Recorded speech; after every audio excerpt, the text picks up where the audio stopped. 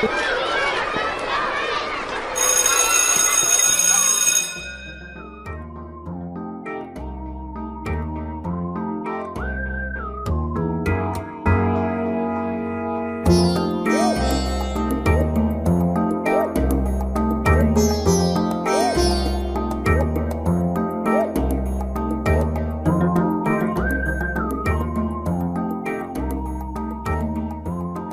class is in session.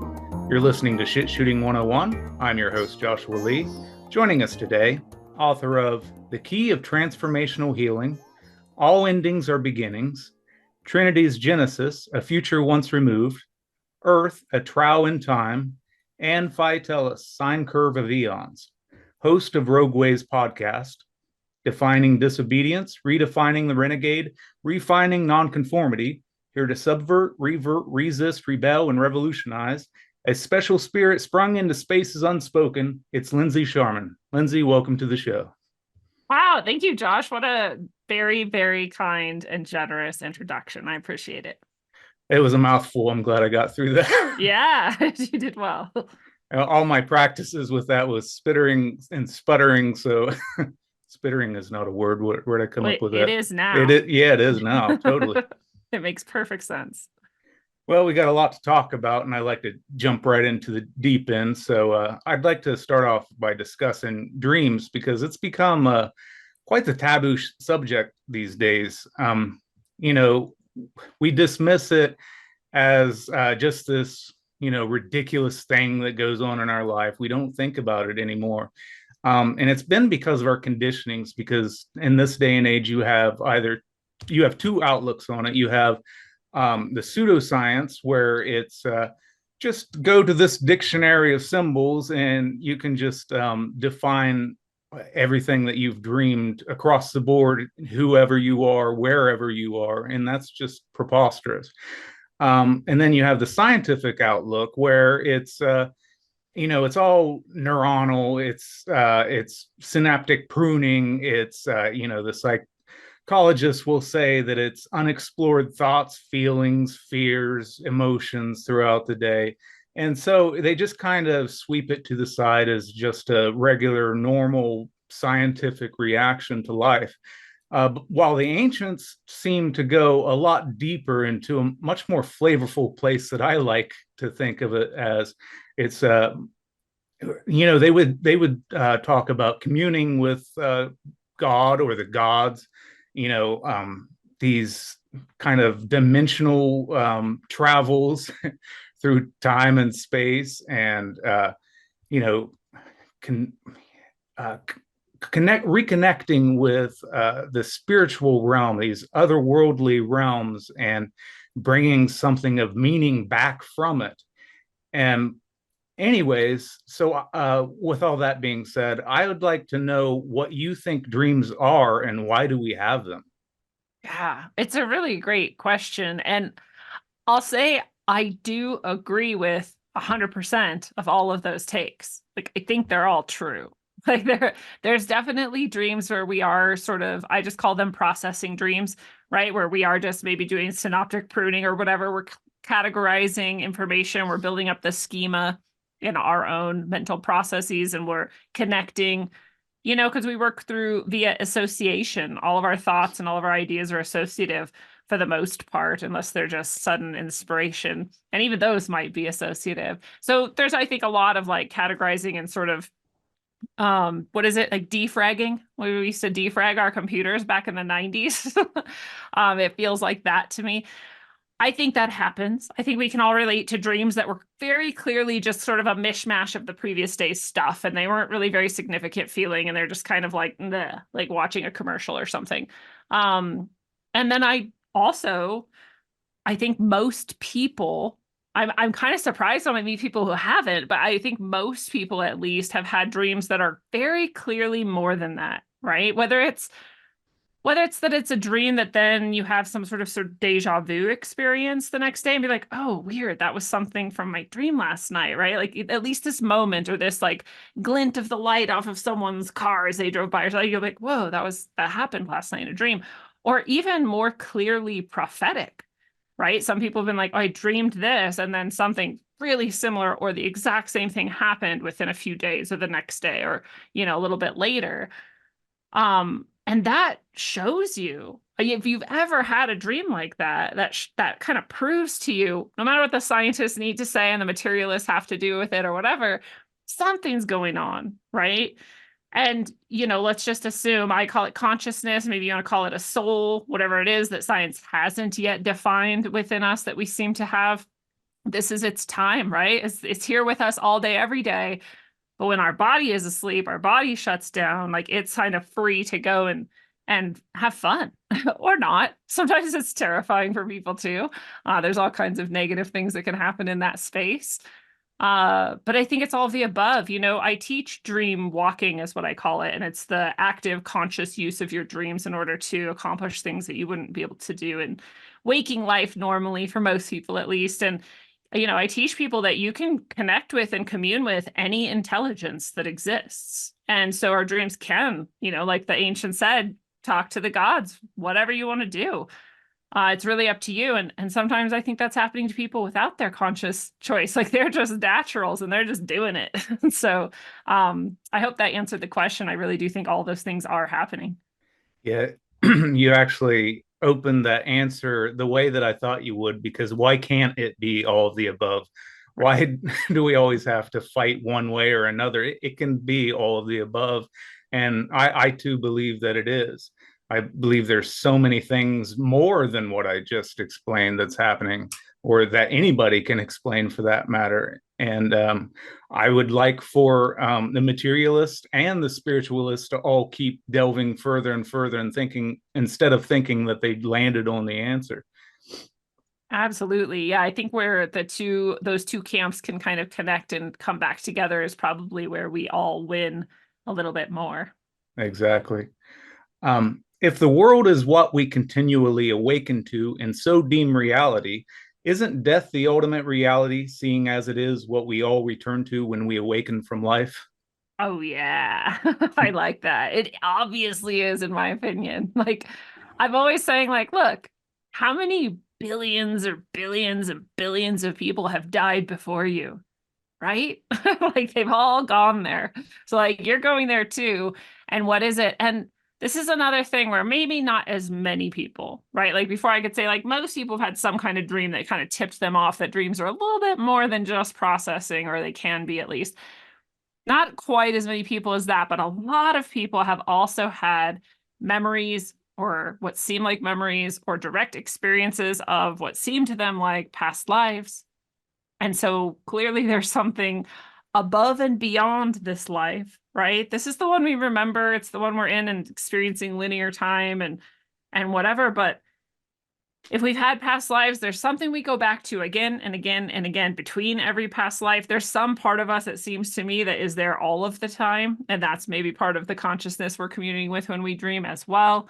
The higher level of our own consciousness, our own soul, whatever you want to call it. I'm not too attached to the words except that they help us have a conversation about it, but it doesn't matter to me like what label we put on it. It seems like there is something that we do. It was very well said, wake up to probably again and again and again.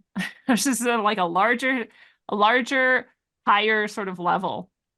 Right. And I think every time we do it, we're probably like, oh yeah, this place. Okay, yeah, that was a fun one. That was a fun life I just had. Good job, guys. Right. A weird thing with my dad, when he was a young man, he got into this car accident, and after that he started having out of body experiences, and he would have predictive dreams.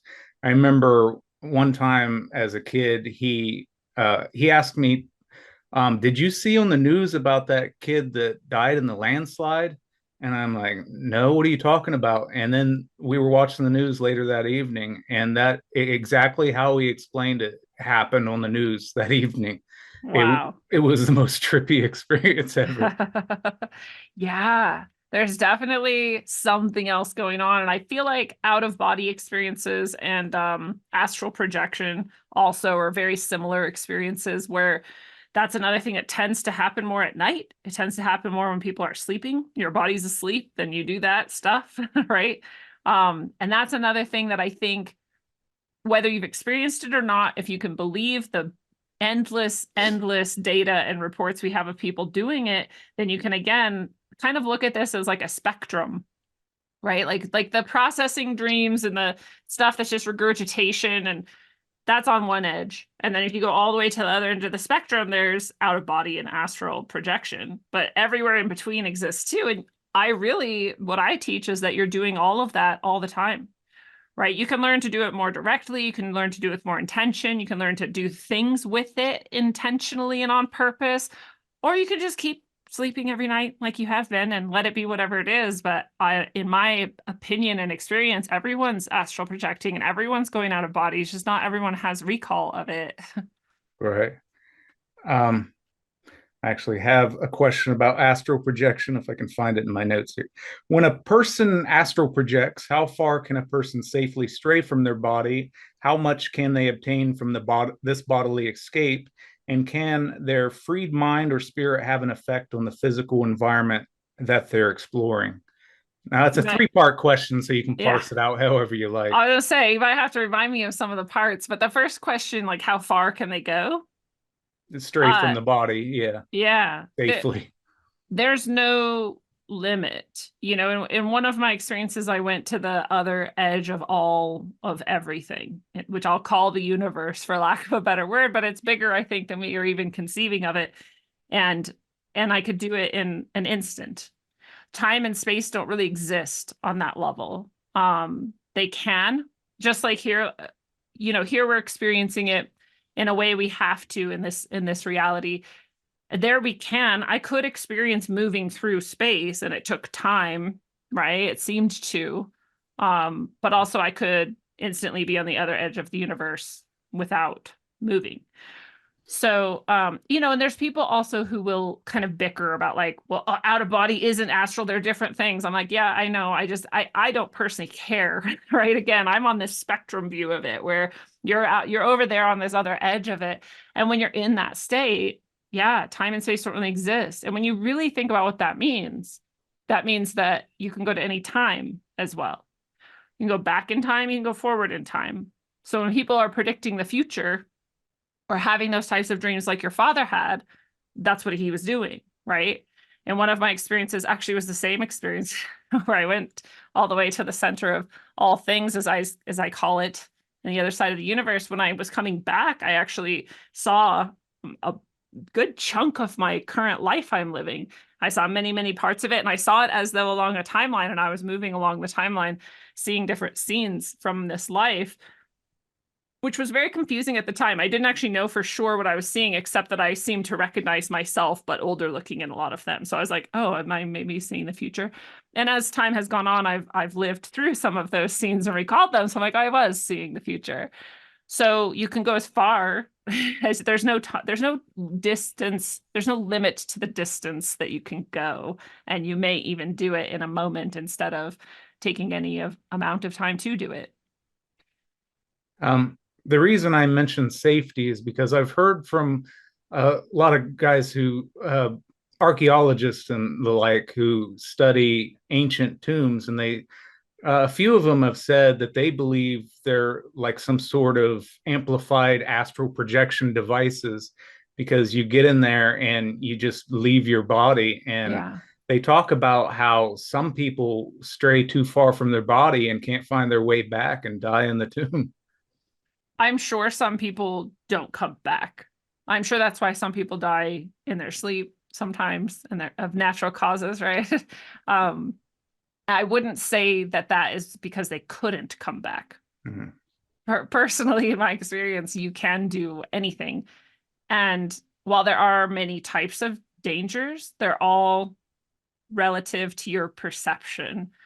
So even the sort of, there's some sort of, let's just say, bad guys out there, bad spiritual energies, or bad astral projecting entities, or whatever. And even those, they can make you think they're hurting you, and they can make you really believe that they could stop you from doing something. And if you believe that, then you are stopped from doing it. And so maybe they could make you think that you can't go back to your body. And if you agree and believe that, then maybe you can't. And I'm gonna put that in quotes, because you still can. But it's just like life. If you really believe like, oh, I can't run a marathon, well, then you're not ever going to, right? So if you really believe like, oh, I can't go back to my body, like, well, then you can't. But you can. You're just not going to believe it, and so you won't. Um, so I would say that there's danger in anything in the universe if it's just like jumped into an ignorance. But that danger again is relative. Like, what is danger actually, and how do you define it, and what is your perception about what's dangerous and what isn't? It's different for everybody. But in the highest form of reality, and if you know this as your highest truth, like there is really no danger actually, and you can always return. There's the classic silver cord, right? That goes from it's usually silver for most people. It goes from your belly button astrally back to your belly button physically. And you can follow that anytime you want. But like more than that, some people have said like, well, sometimes I can't see it. It's like, well, then you can just say, oh, I'm back in my body then. And then you just are. It's just, if you've ever been in that space, you know that what you think of and what you will becomes true. And this is another reason why I think it's very important actually for people to not just jump into this or anything else in ignorance, because if you don't have a developed will and you don't know what you want and you don't know what you believe and you're not sure what's going on, it's going to be a lot more chaotic for you, right? Mhm. If you're very clear ahead of time, it's like, this is what I'm doing and this is how it is for me and this is what I want to get out of this and where I'm going to go or what I'm going to do. I think that's very helpful, very important. If you don't have that, I think it might not be the greatest place to be. So I hope that answered the question. And I don't know if I answered the third part. That's okay. I'll refresh your memory. I just wanted to say that any unpredictable exploration is exciting and terrifying at the same time. So everything Yeah. come everything with reward always comes with risks. I Um, watch people going down into like caves and I'm like, you guys are insane. Like that's danger to me. Like I would never do that, but I'll go astral traveling. right. So the second part of that question was how much can somebody who astral travels obtain from their bodily escape? I mean, everything. If you're talking about like information, knowledge, things that they supposedly don't know, what some people call like tapping into the Akashic records, which again, there's a billion words for, and we can call it whatever we want, but that one seems most popular right now, right? You can learn anything, go anywhere, move through time and space. So you can bring back any information you might want, which really is the role of a shaman. And so I describe this dream walking that I do and that I teach as a shamanic activity, because part of the way we define shamanism in general, as it is used today, is someone who can go to the quote unquote other side and bring back useful information or remedies or tools, right? And so when you're astral traveling, you can do this. You can do the work of a shaman. As far as I have experienced and I'm aware, there is no limit to that. And can their free mind or spirit have an effect on the physical environment that they're exploring? I'll say it's harder.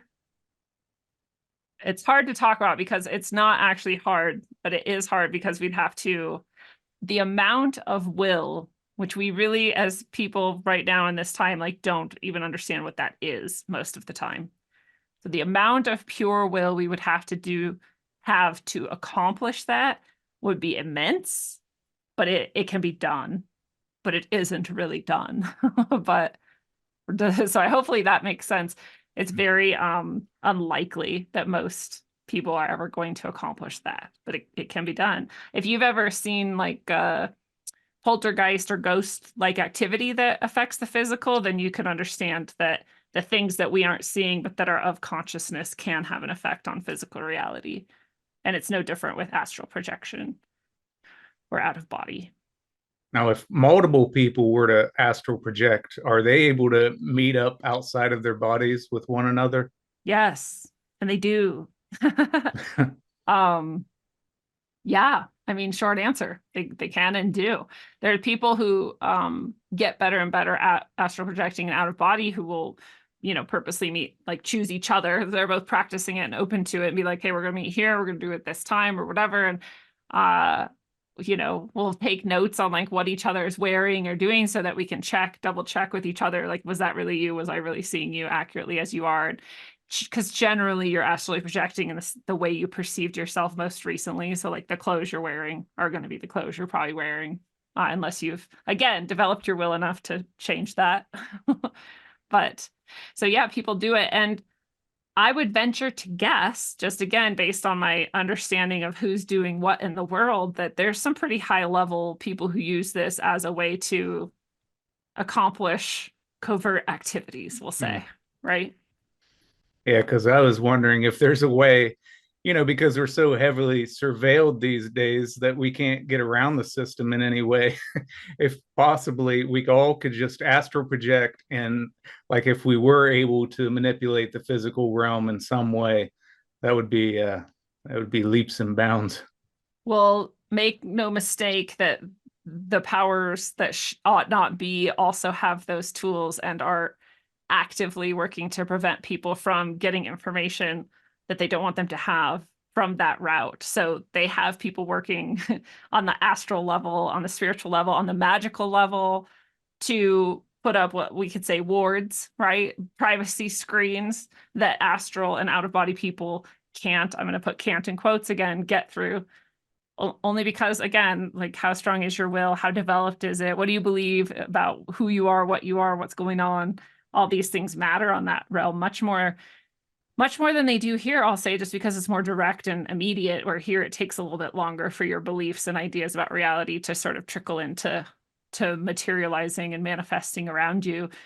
But those programs are old. I mean, we can see that they've developed some of these programs for work like between countries, right? Like the US is going to block Russia's remote viewers with their own, remote viewing blockades and like spiritual warfare and whatever.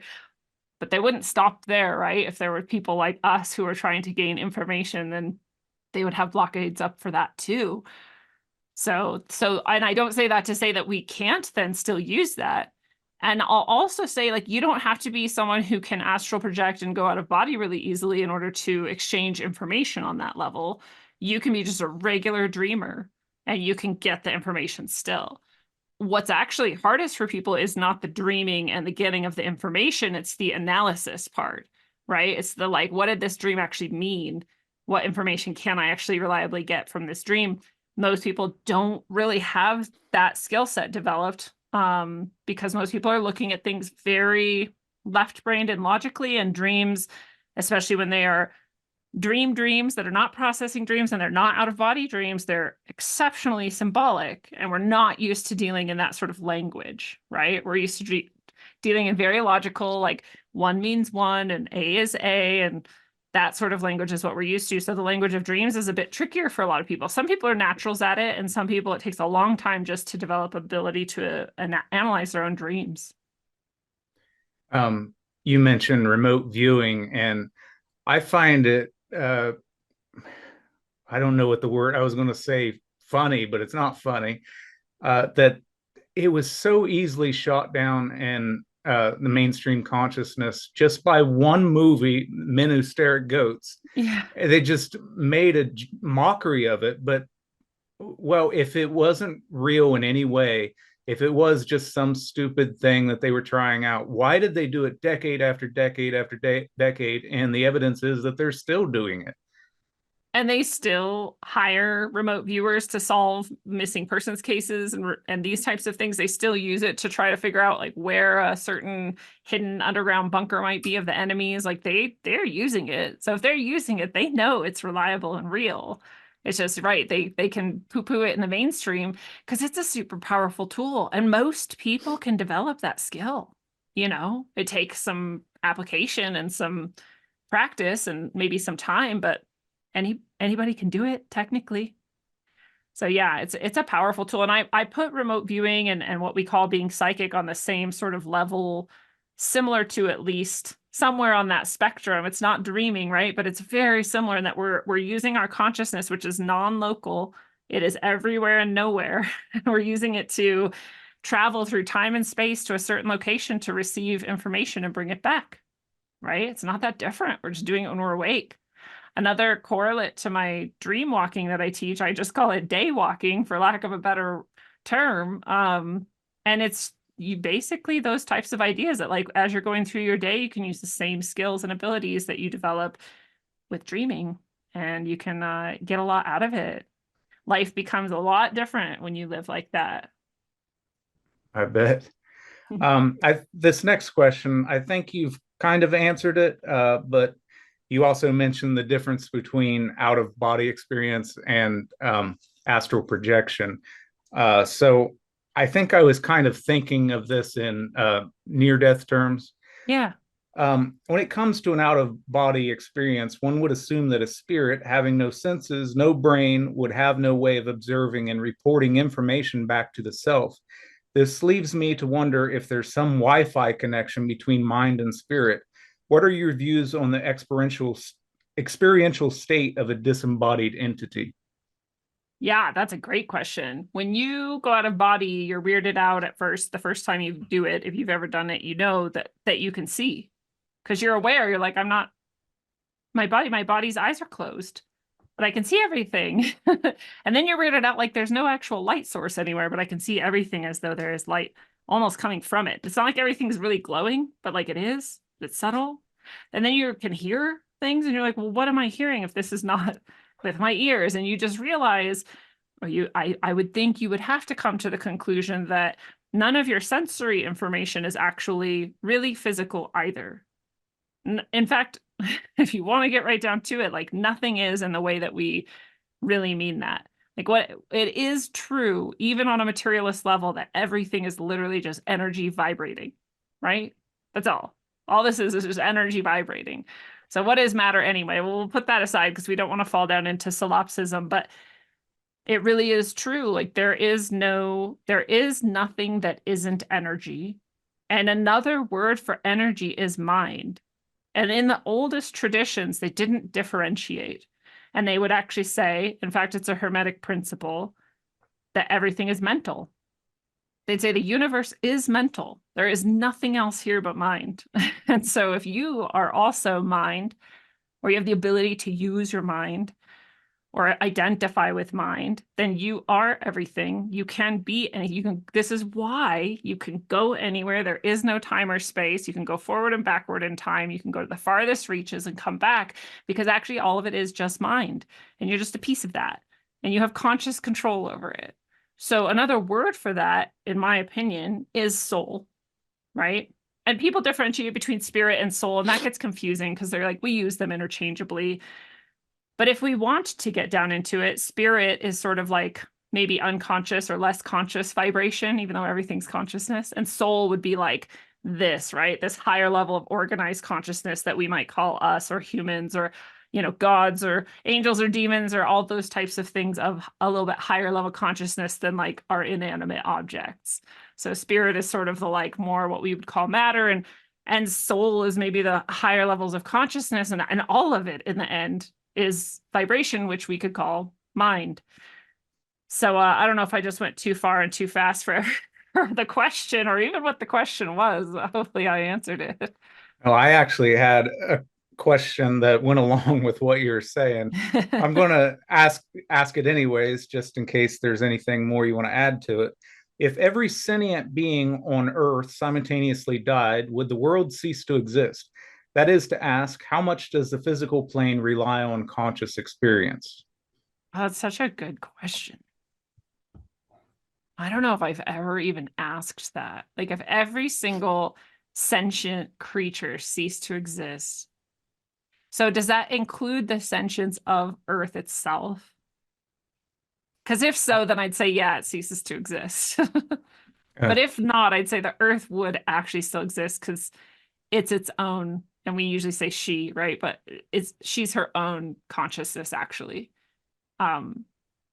So it depends on who, yeah, how many, which sentience is included in this list and category.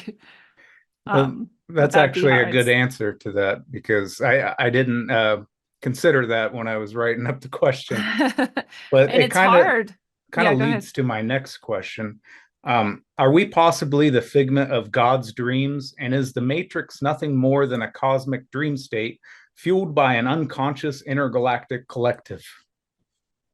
Yes. If everything is mental, then we are like a dream. And if you want to call that largest catch-all of every consciousness here God, then yeah, we're like a figment of God's imagination for sure. Um, what was the last part of the question again? Um, is the Matrix nothing more than a cosmic dream state fueled by an unconscious intergalactic collective? So I don't know how unconscious that collective is, but I'd say yes, everything is a collective manifestation of all the consciousnesses that are present here together at once. And uh, that makes it pretty solid.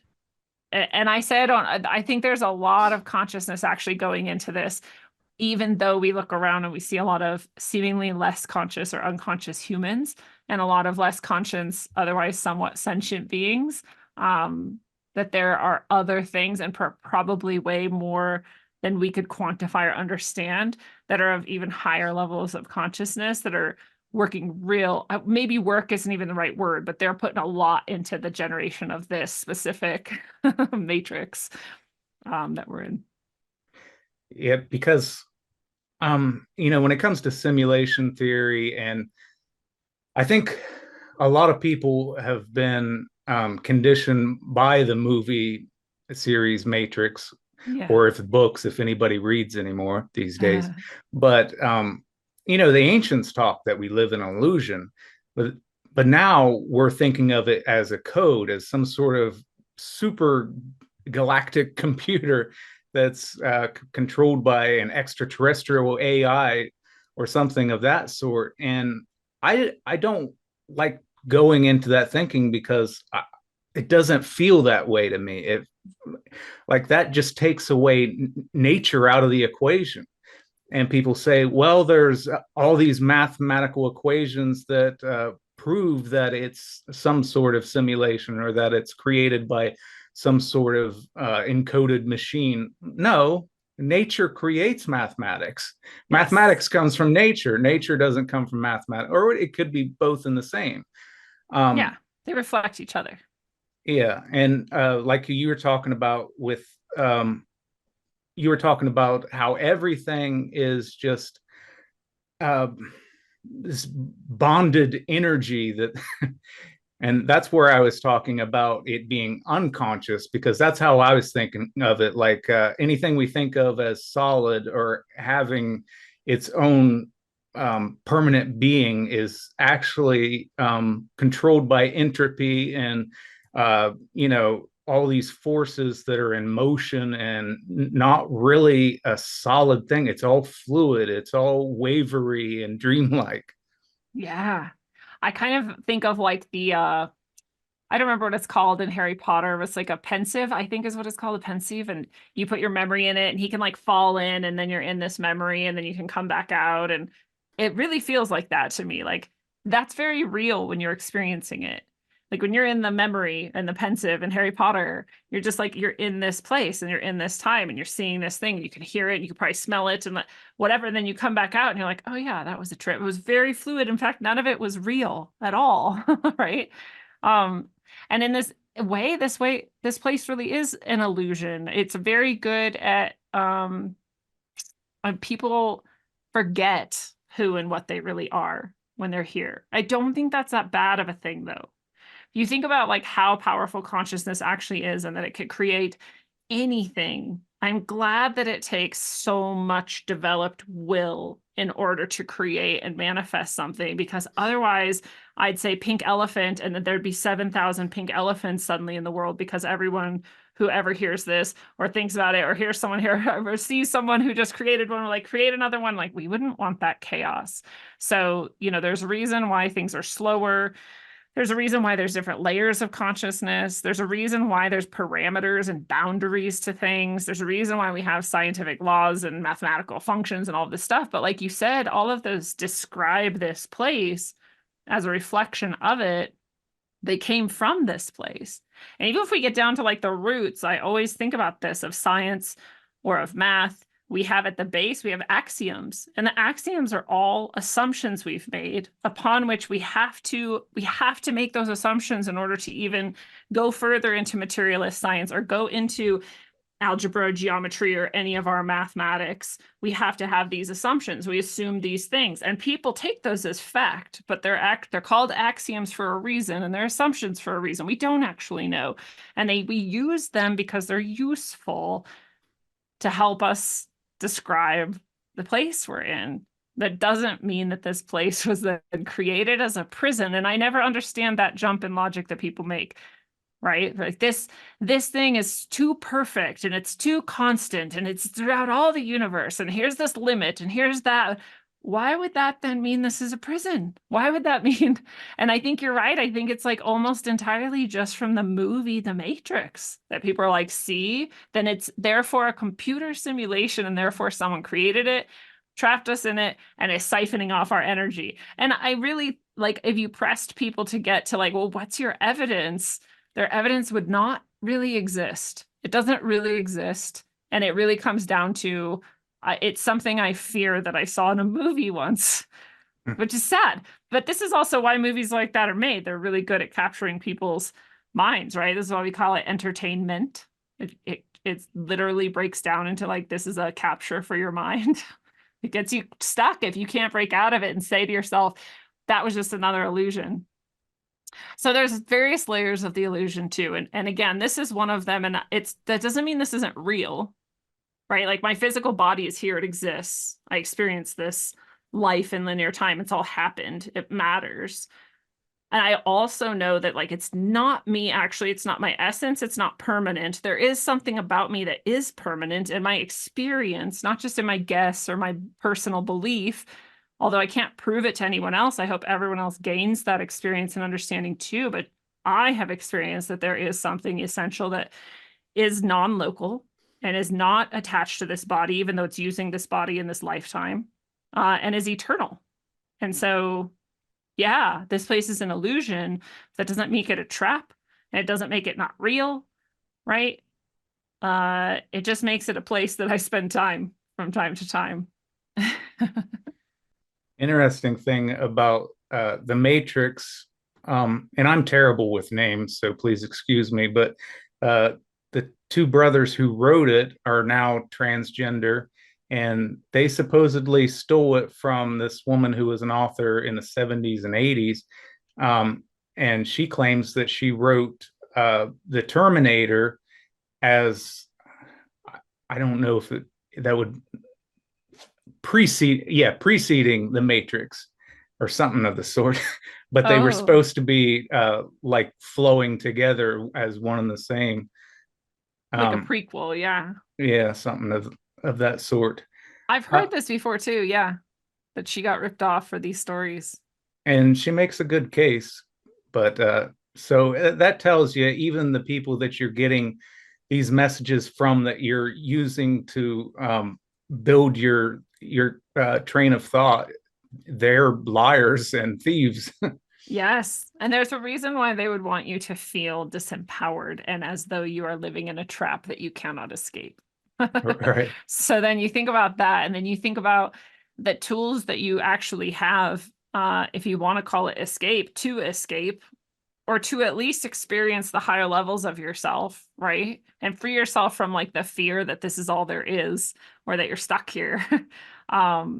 And then you realize like just how powerful you are. Why would they work so hard to make you believe you don't have those skills and abilities, that you can't access that, and that you are in this dark, dreary, horrible prison created by some, I don't know, yeah, evil AI or evil God or whatever? That's a lot of work to put into it. It must be valuable.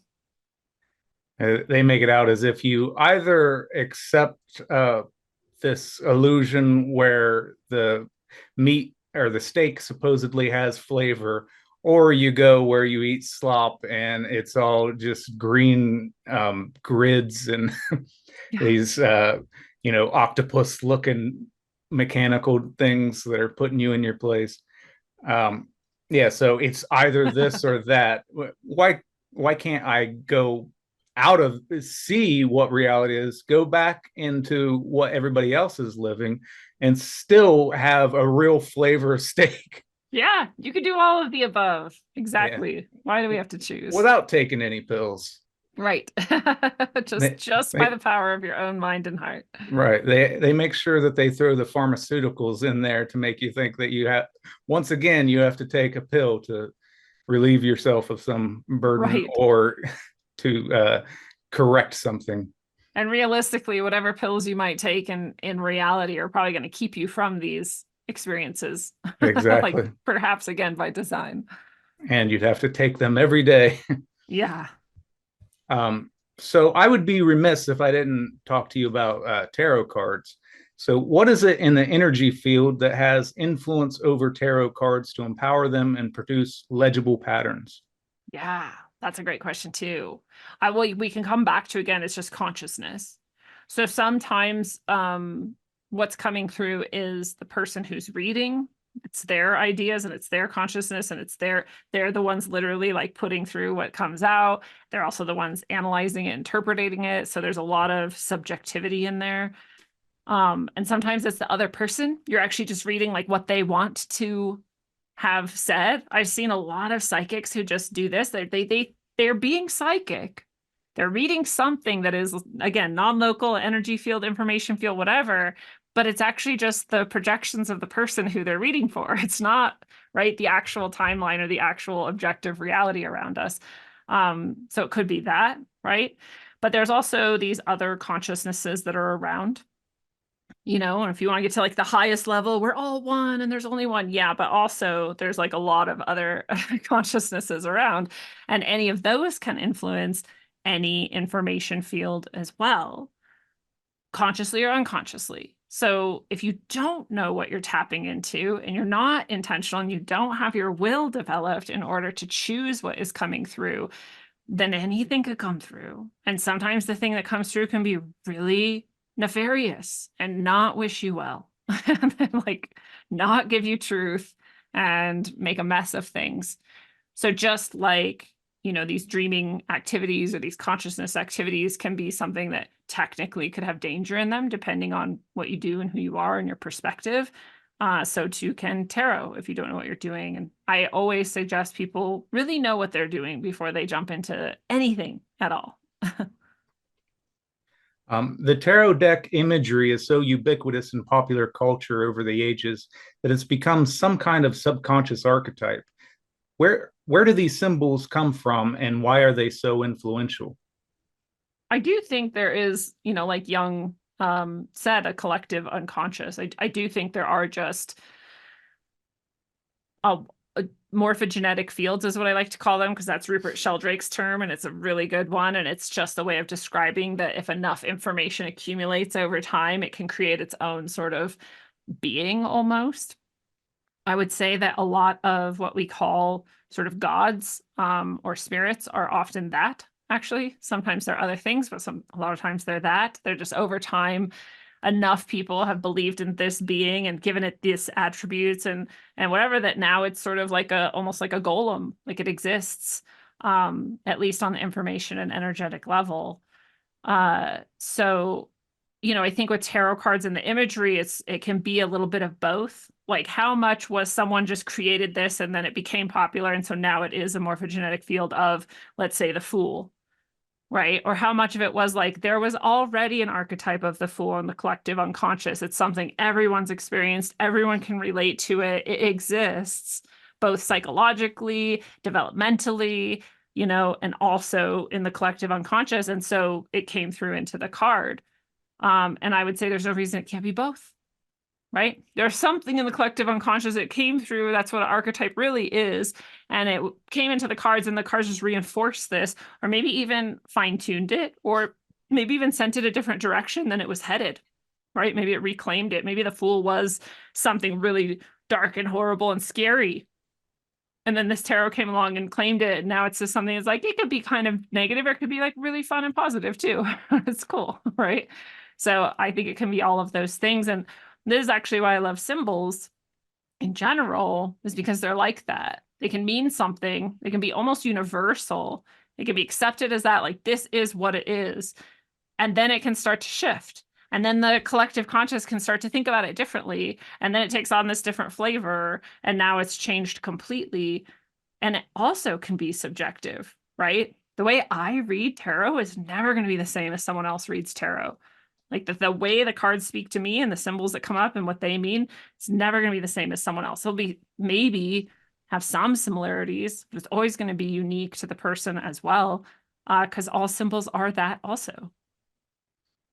I hate to have to ask this question, but because the way that the average person responds just by hearing the word tarot, their mind goes to a preset place where you're not going to budge your way through that. So I'm going to ask it for those type of people. Is there anything inherently evil or demonic with the tarot? There's nothing inherently evil or demonic. There's definitely, again, if we want to go back to the morphogenetic idea, morphogenetic field, there's been a lot of evil done with tarot, and there's been a lot of evil people who have used tarot. So it has the potential to be used or be evil, but it's just as likely to be good. And again, this is where that really being clear on what you're doing with it and what you want from it and what you're connecting to through it, because it is a tool, it's a divining tool, and it's always been meant for that. There's always going to be something that comes through, even if you want to parse it down to like information is coming through, you still have to be willful, or we'll say are very conscious and intentional about like what type of information. True information, and if true, what does true mean to you, and where does true information come from, and is it good or evil? Right. So you got to be really clear about all that stuff. So no, it's definitely not inherently, but it definitely can be evil. Right. A tire iron can be used to change a tire or to bash somebody over the head. Exactly. Exactly. It's a tool and it's neutral in and of itself. Okay, so this next question is kind of long, so please bear with me here. Mhm. Reading cards, tea leaves, entrails, chicken bones, what have you, is all based upon human understanding that nothing is random. Science recognizes patterns and cycles as a structured system, while scientism pushes a model of randomness. Yet both work on the theory of a round and round solar system, and what goes around comes around. History repeats.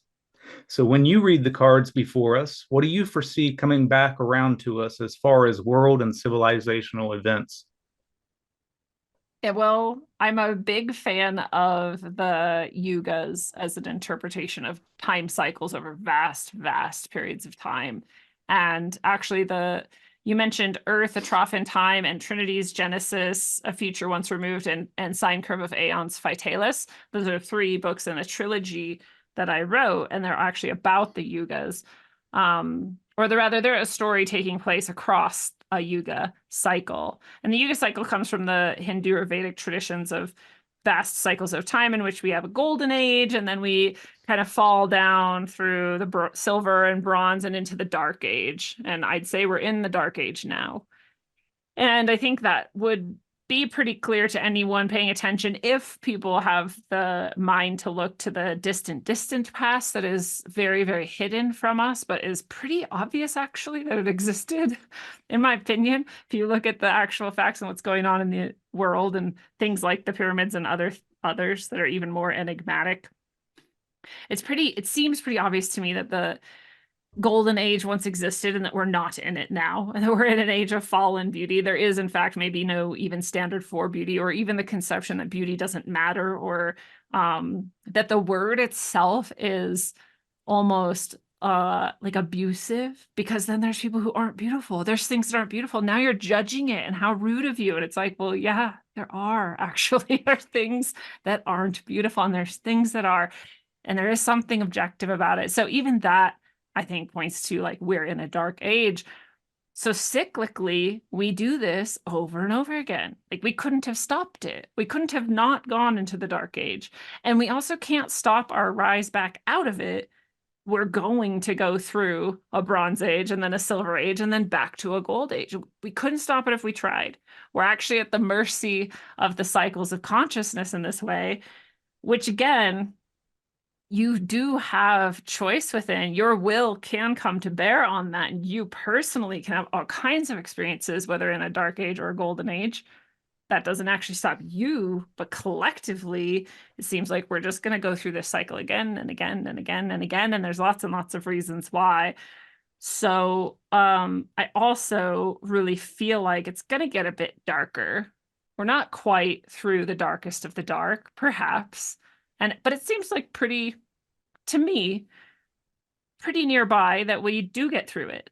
Maybe even a handful of years. Some people are like, no, the dark age is going to last another 600 years. I'm like, man, I hope not. Can it get much worse than this? Like, I don't know. I don't actually want to answer that question, maybe. But another factor, characteristic that is often said of these ages is the dark age is pretty short, actually. Relatively, it's a couple thousand years long, whereas the golden age is like many, many thousands of years long. Long, long, long golden age, short, short, short dark age. So maybe it's shorter. Maybe we're on the other end of it. Maybe it's only a couple more years and then we'll head back up. And I don't think anybody could change that if they tried. The way I see the transformations of the ages, it seems to me like it goes the way the ancients saw spirit descending into matter, the way it goes from the astral, the ethereal, and then it becomes materialized. And we've went through that progression to where our thinking and behavior and everything has been so materialistic, and now it's coming to a breaking point with virtual reality, and just nothing is what it is. Like there, you can't have a set gender, you can't how you were saying, you can't even use the word beautiful to describe anything. Like they're controlling language, they're controlling, they're just melting all the walls behind us and turning it into this, well, I guess you could say the matrix, but a synthetic matrix, not the natural matrix that I was trying to Right. explain earlier. I was trying to explain it poorly, but God bless my heart.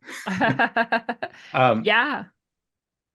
oh, if you had to say, sorry to interrupt you. Oh no, go ahead. Um, one thing I was going to mention, sleep paralysis throughout the ages. Back in the day, they thought it was fairies working on them, and then demons, and then it became aliens. Um, do you think it's possible that all of these are one and the same?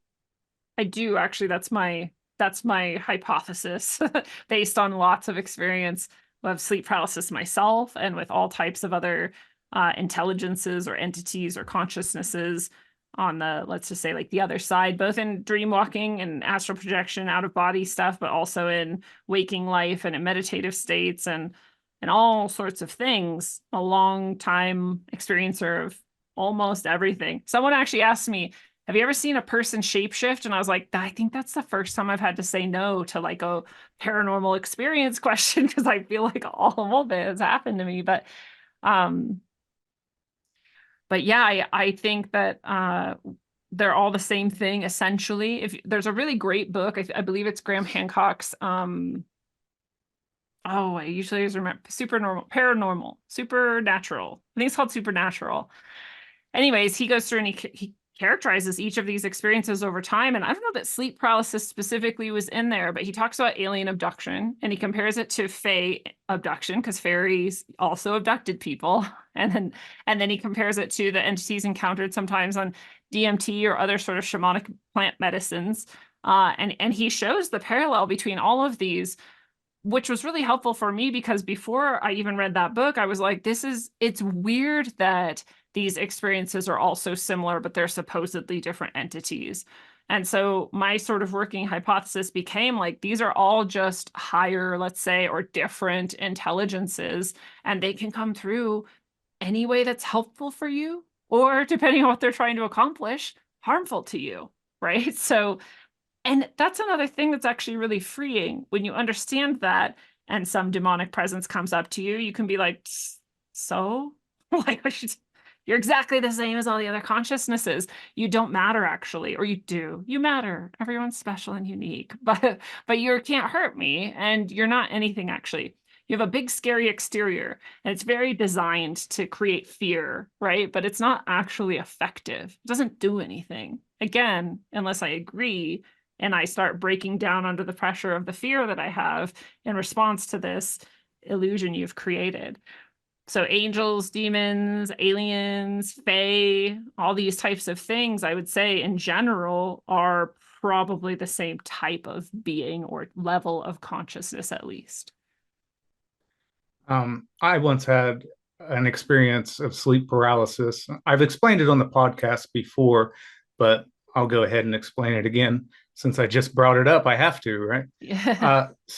Uh, I woke up and I know I was wide awake. So I don't think the term sleep paralysis is always accurate Good point. because I was wide awake and I looked and saw my curtain windows billowing, and I never opened that window, so they shouldn't have been billowing. And then all of a sudden, I felt these two invisible entities on my chest holding me down, and I could not get up for the life of me. And eventually I was able to move and I got up. I didn't go back to sleep. I got up. And later that night, I had the weirdest dream I have ever had in my life where the skies were all kaleidoscopic. And then I look up over the hill and there's this huge bubble. And inside of it is this alien looking creature. And the only way I can describe what his head looked like is if you've ever seen that Aleister Crowley's depiction of an alien, Yeah. it Or looked lamb. like that. And that was before I had ever seen that drawing. So when I saw that drawing, I was like, holy shit, that's the guy that visited me in my dream.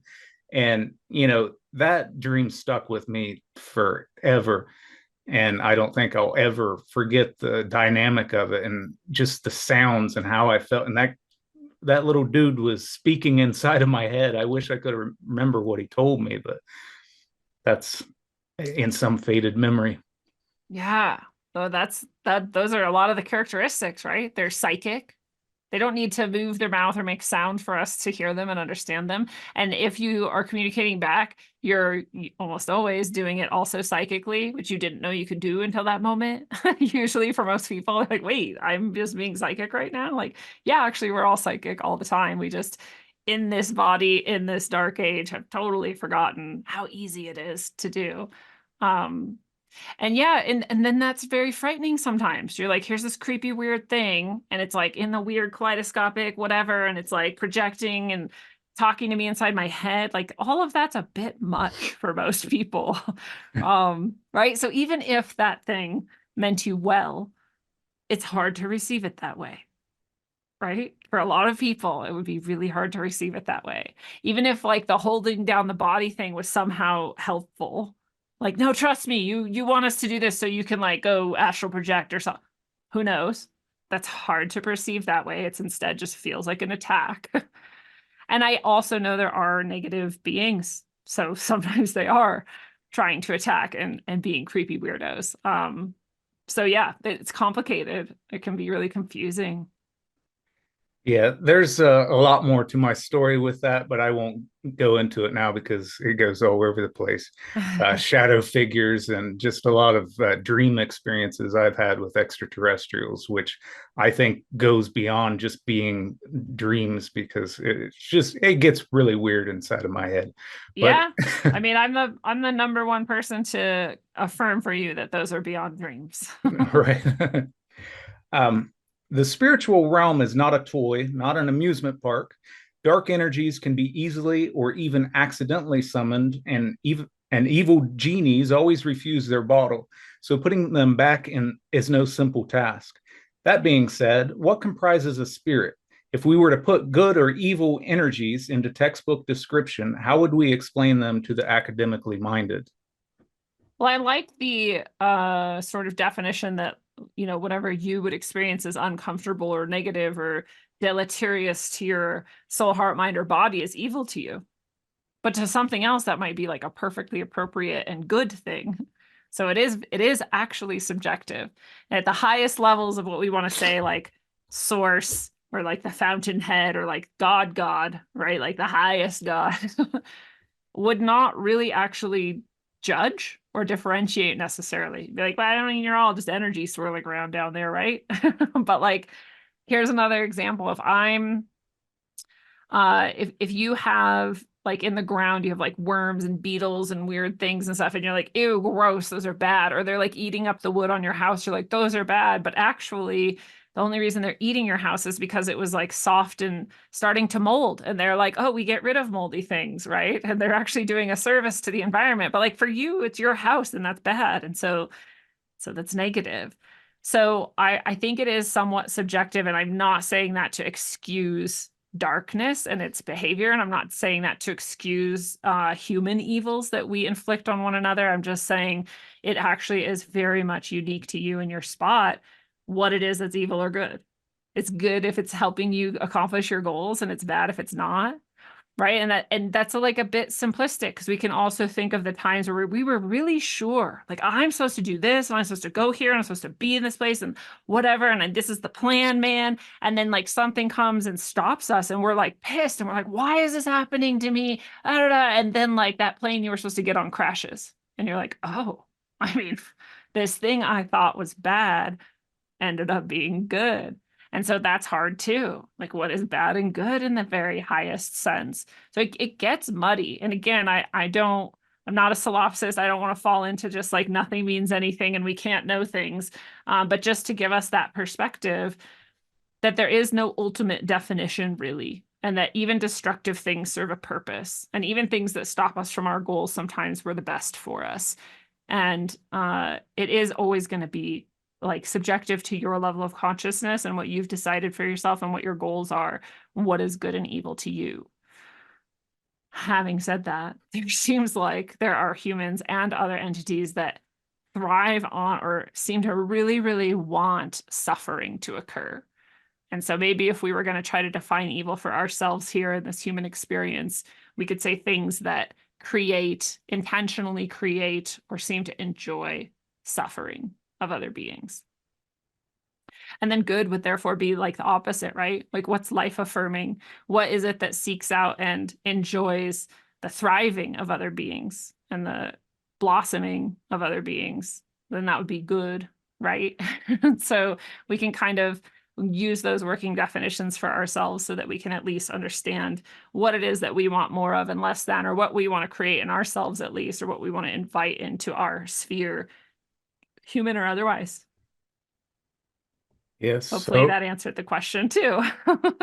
Yeah. I start going and then I'm like, I don't really know where I am or where we were or what's going on. So you got you got the gears turning in my head. And so, yeah, it made me think something that I haven't thought about before, that possibly spirit, there is no such thing as a good or evil spirit. Perhaps there's just an energy force field, and it's however it's enacted upon becomes good or evil. Just like wind is neither good nor evil, but it can either push the sailboat forward or it can capsize it. Yeah, that's a really good point too. And I'll say, like, I've encountered things that I think most people would really wish didn't exist. And I don't tend to tell people about them unless they really want to know, because they're terrifying and I have not enjoyed them. And I would call them demonic and evil. And at the same time, when I look back at those experiences, I mean, I don't want to experience them again. I hope I don't have to.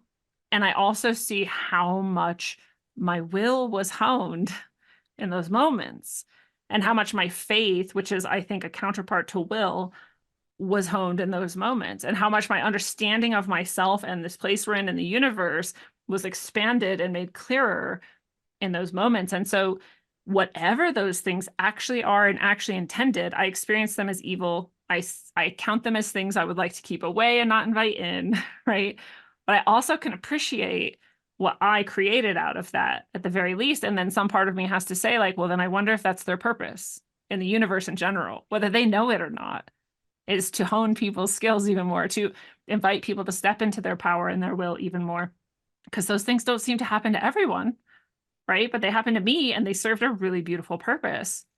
And that was helping me to develop my spiritual gifts and my spiritual understanding and what I do now, and all of this that I've become. I wouldn't be this without that. So that's a really interesting way to look at it too. I have an episode I did once called A Purpose of Darkness, and that's really what it was about. Like that, however you want to cut it, whether it's intentional or not, all the things we think of as dark or bad or evil, like do actually serve a purpose in the universe as a whole.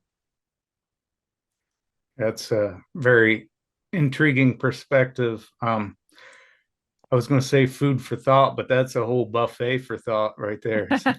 um, I'm all out Yeah, of what else? questions here, so I'll just lend the floor over to you, however you want to close this. Yeah, well, I appreciate you inviting me on. You have excellent questions, so it was really fun to talk tonight. And if anyone out there is listening to this and I can be of service to them, they can go to rogueways.org, and I would love to connect with anyone there. They can sign up for my emails, which I send like once every other month or so. Like I'm very much not a frequent emailer. My books are all there. If you don't want to get them from Amazon, Barnes and Noble, Audible, you can get them from me directly, and I write a little inscription for you. I do make orgone as well to help people gather their will and hold it in a place for a purpose. And so if you want to uplift your manifestations, your meditations, your intentions, those are really powerful devices that I make and sell. And yeah, there's lots of other stuff there. So that's all. I know we covered so much tonight. So I just also want to invite people to remember that whatever is out there, you are actually safe and in a safe universe, and you can't actually get lost. You can't get lost forever, at least. You will always be brought back to some sort of center. And there's tons out there that's rooting for you and supporting you that you may never actually see or understand. So I hope you at least allow yourself to feel it for a moment, how much is really behind you, rooting you on to higher and higher outcomes. Well, this has been a hell of an episode. I'm very glad that you came on. Thank you sincerely for coming on, and hopefully we can do this again sometime. Anytime. Thanks All for right. having me. You take care, Lindsey. You too. Please visit shitshooting101.com for more episodes, videos, blogs, and more to come. And if generosity compels you, go to the donation tab to help support the show to continue with no ads and no paywall. Either way, we appreciate your listens, follows, likes, and shares. Keep shit shooting, my fellow shit shooters, and bullshit be damned.